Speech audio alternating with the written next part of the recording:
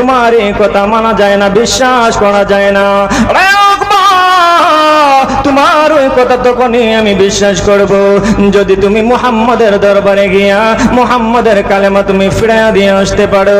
উমাইর ইবনে খাল লক্ষ্য করে বলে, ও উকবা ইবনে আবি মুঈত, তোমার ওই কথাটা আমি তখন বিশ্বাস করব যখন তুমি মুহাম্মাদের দরবারে গিয়া মুহাম্মাদের মুখের মধ্যে তুমি তার ঈমানটাকে ফিরিয়ে দিয়ে আসতে পারবা।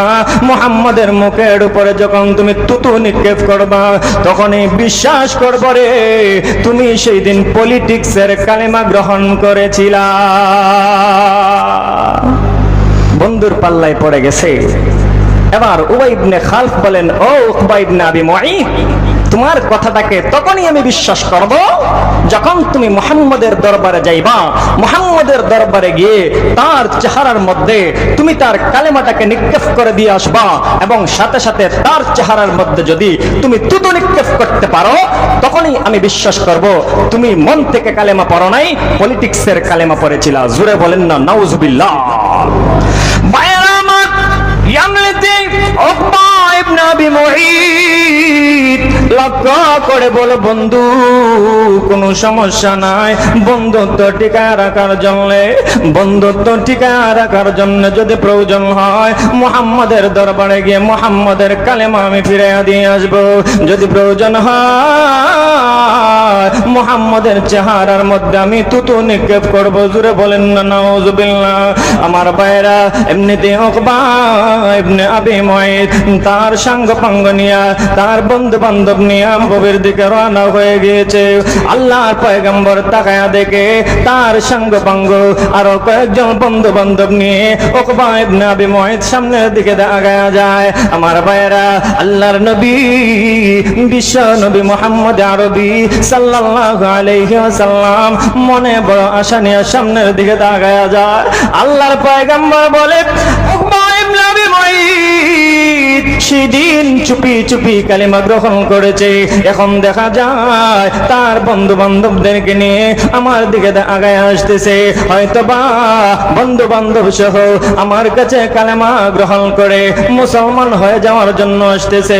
আমার ভাইয়েরা, আল্লাহর পয়গম্বর নবী কুল সম্রাট নবী সূর্য মুহাম্মদ আরবি সাল্লাল্লাহু আলাইহি ওয়াসাল্লাম বুকে আকাশ সমমান আশা নিয়ে ভরসা নিয়ে সামনের দিকে আগায়া যায়। এমনিতে উকবা ইবনে আবি মুঈত কে ওয়াক্কা করে বলে, উকবা ইবনে আবি মুঈত, এতক্ষণ পর্যন্ত গতকালকে তুমি কালেমা গ্রহণ করেছিলা, চুপি চুপি কালেমা গ্রহণ করেছিলা, এই মুহূর্তে দেখা যায় বন্ধু বান্ধবদেরকে নিয়ে তুমি আমার দরবারে এসেছো কালেমা গ্রহণ করার জন্য। মনে হয় প্রকাশ্যে কালেমা গ্রহণ করার জন্য মনে হয় তোমার বন্ধু বান্ধবদেরকে নিয়ে আসতেছো।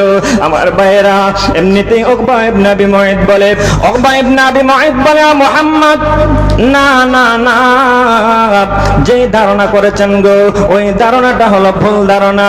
ওগো মুহাম্মদ, গতকালকে আমি যে কালেমা পড়েছিলাম গো, যে ঈমান গ্রহণ করেছিলাম ওই ঈমানটা ছিল পলিটিক্সের ঈমান, সেই কালেমাটা গ্রহণ করা ছিল পলিটিক্সের কালেমা গ্রহণ করা। সেই দিন যদি আমি কালেমা গ্রহণ না করতাম সেই দিন তুমি আমার বাড়ি থেকে খাবারের টেবিল থেকে তুমি উঠে চলে আসতা। সুতরাং আমার সম্মান মর্যাদা আমি মক্কার জমিনের মধ্যে আমি চেহারা দেখাইতে পারতাম না। সুতরাং এই জন্য তুমি এবং তোমার সহচরদেরকে খাবার খাওয়ানোর জন্য আমি কালেমা পড়ে মুসলমান হয়ে গেলাম। ও মুহাম্মদ, এই নাও তোমার চেহারার মধ্যে তোমার কালেমা আমি ফিরাইয়া দিলাম।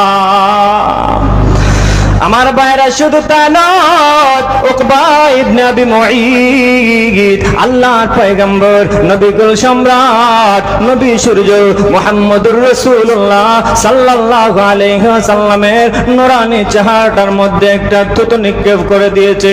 জোরে জোরে বলেন না নাউজুবিল্লাহ। এই আরো জোরে বলেন নাউজুবিল্লাহ।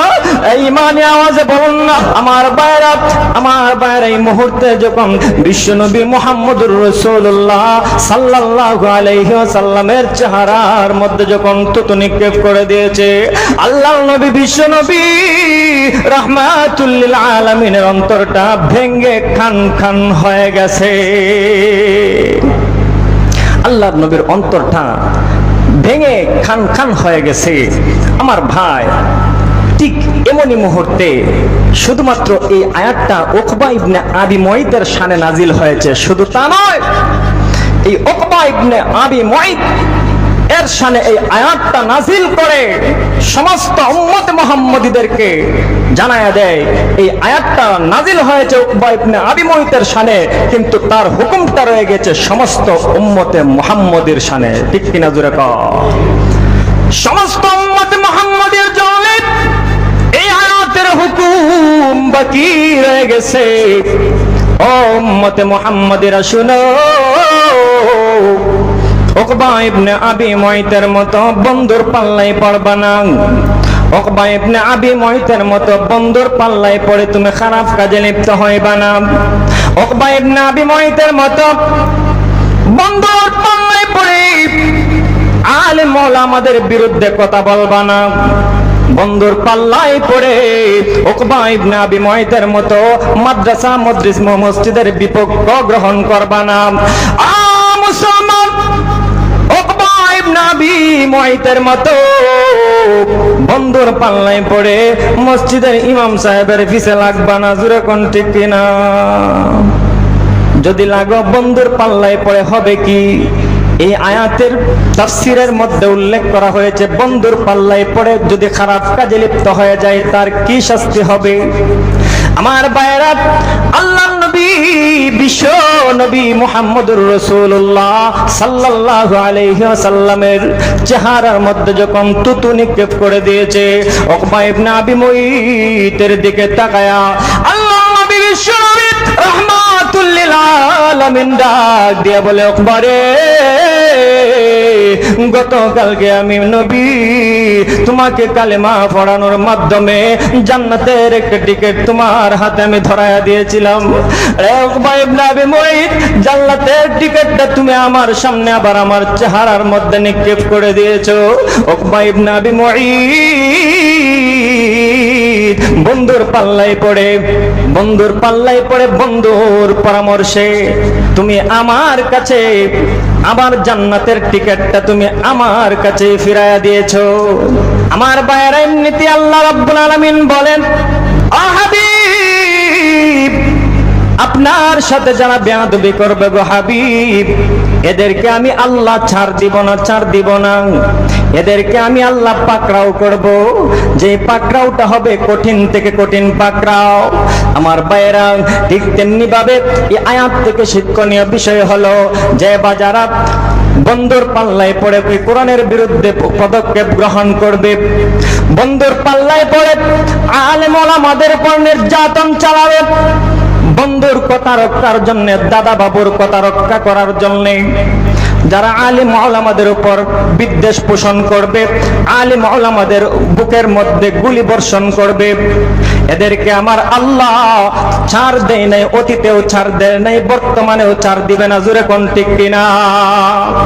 ভাইয়েরা আমার, এই জন্য আল্লাহ পাক রব্বুল আলামিন বলেন, নবীজি উকবা ইবনে আবি মুআইত আপনার শানে বেয়াদবি করেছে।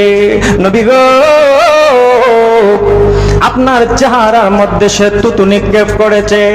নবীজি, উকবা ইবনে আবি মুআইত তার বন্ধুর পাল্লায় পড়ে এমন কাজ করেছে। সুতরাং নবী গো, এই উকবা ইবনে আবি মুআইতকে আমি কখনো ছাড় দিব না।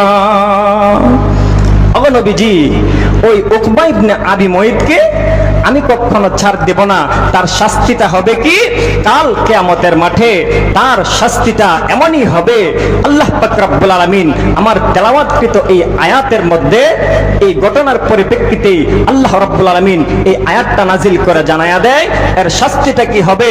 উকবা ইবনে আবি মুআইত এবং তার সাঙ্গপাঙ্গ এবং তাকে অনুসরণ করে বন্ধুর পাল্লায় পড়ে পৃথিবীর জমিনে যে বা যারাই হকের বিরোধিতা করবে, বন্ধুর পাল্লায় পড়ে যে বা যারা আলিম ওলামাদের বিরোধিতা করবে, ওই সমস্ত ব্যক্তিবর্গ কাল কিয়ামতের মাঠে আফসোস করতে থাকবে, নিজের শরীর নিজে কামড়াইতে থাকবে, নিজের শরীর থেকে গোশত টেনে টেনে নিজে ভক্ষণ করতে থাকবে আর বলতে থাকবে, ইয়া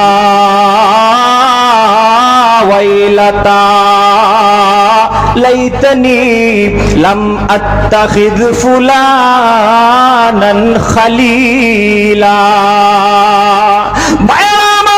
আল্লাহ রাব্বুল আলামিন নবীজিকে ডাক দিয়া বলেন, ও আমার হাবিব, উকবা ইবনে আবি মুঈত আপনার সাথে বেয়াদবি করেছে, তার বন্ধু পাল্লায় পড়ে আপনার সাথে বেয়াদবিমূলক আচরণ করেছে। ও নবীজি, জান্নাতের টিকিট আপনি দয়া দিয়েছিলেন, আপনার চেহারার উপর নিক্ষেপ করে দিয়েছে। ও নবীজি, উকবা ইবনে আবি মুঈত আপনার চেহারার মধ্যে তুতু নিক্ষেপ করেছে। নবী গো, তাকে আমি ছাড় দিব না, তাকে ধরে ফেলেছি। আল্লাহ নবী গো, সে এবং তার সাঙ্গপাঙ্গ যারা হবে, পৃথিবীর জমিনে যারা তার অনুসরণ করবে, এখন নবীজি আমি কাল কিয়ামতের মাঠে তার শাস্তি হিসাবে আমি আল্লাহ আপনাকে সান্ত্বনা দেওয়ার জন্য আমি আয়াত নাজিল করে দিয়েছি। কাল কিয়ামতের মাঠে তারা ইয়া লাইতানি হায় আফসোস করতে থাকবে, আর নিজের শরীর নিজে টেনে হেঁচড়ে গোশতগুলো নিজে নিজে বক্ষণ করতে থাকবে, নিজে নিজে বক্ষণ করতে থাকবে। ইয়া রাসূলুল্লাহ, ওগো নবীজি, আপনার টেনশনের কোনো প্রয়োজন নাই। শুধুমাত্র উতবা ইবনে আবি মুঈত নয়, উবাই ইবনে খালফ নয়, যে বাজায় বন্ধুর পাল্লায় পড়ে অসৎ কাজে লিপ্ত হয়ে যাবে, এদেরকেই আমি আল্লাহ পাকড়াও করব, পাকড়াও করার মতো পাকড়াও করব। মুহতারাম হাজিরিন, এই জন্য বন্ধু হতে হবে সব বন্ধু। যেই বন্ধু, নবীজি বলেন, তোমার সব বন্ধু ওই বন্ধু যেই বন্ধুর চেহারার দিকে তাকাইলে তোমার আল্লাহর কথা স্মরণ হয়, যেই বন্ধুর লেবাসের দিকে তাকাইলে নবীজির আদর্শের কথা স্মরণ হয়, নবীজির সুন্নতের কথা স্মরণ হয়, এটা তোমার সব বন্ধু।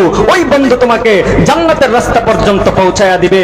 আমার ভাই, নবীজি বলেন, যেই বন্ধুর দিকে তাকালে, যেই বন্ধুর সাথে চলাফেরা করলে তোমার ইলম বেড়ে যায়, তোমার কোরআনী ইলম, তোমার ইসলামের জ্ঞান বেড়ে যায়, এটা তোমার সব বন্ধু।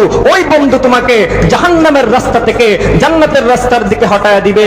ও আমার ভাই, আল্লাহর নবী বলেন, যেই ব্যক্তির চেহারার দিকে তাকাইলে এবং তার সাথে চলার কারণে তোমার আমলের গতি বৃদ্ধি পায়, বদ আমলের গতি কমে যায়, যেই নেক আমল আছে, সবের আমলের যেই গতিটা আছে, ওই গতিটা বৃদ্ধি পায়, এমন বন্ধু তোমার সব বন্ধু। আমার ভাই, আমরা আজকে থেকে অসৎ বন্ধুর যেই সঙ্গ আছে সেই সঙ্গ ছেড়ে দেব, রাজি তো ইনশাআল্লাহ? অসৎ বন্ধু ছেড়ে দেব, সব বন্ধু গ্রহণ করব। যেই বন্ধু আমাকে সত্যের আদেশ দিবে, যেই বন্ধু আমাকে বাজারে আড্ডার দিকে নয়, যেই বন্ধু আমাকে যাত্রা গানের দিকে নয়, যেই বন্ধু আমাকে ওরসের দিকে নয়, যেই বন্ধু আমাকে নামাজের দিকে আহ্বান করবে, যেই বন্ধু আমাকে মসজিদের দিকে আহ্বান করবে, যেই বন্ধু আমাকে ওরসের দিকে নয়, যেই বন্ধু আমাকে তাফসীর মাহফিলের দিকে আহ্বান করবে, এই সমস্ত বন্ধু আমরা গ্রহণ করব। আর ওই বন্ধুই পারে একজন জাহান্নামী বন্ধুকে জান্নাতের রাস্তা দেখাতে। ঠিক কিনা জোরে বলেন আমার ভাই?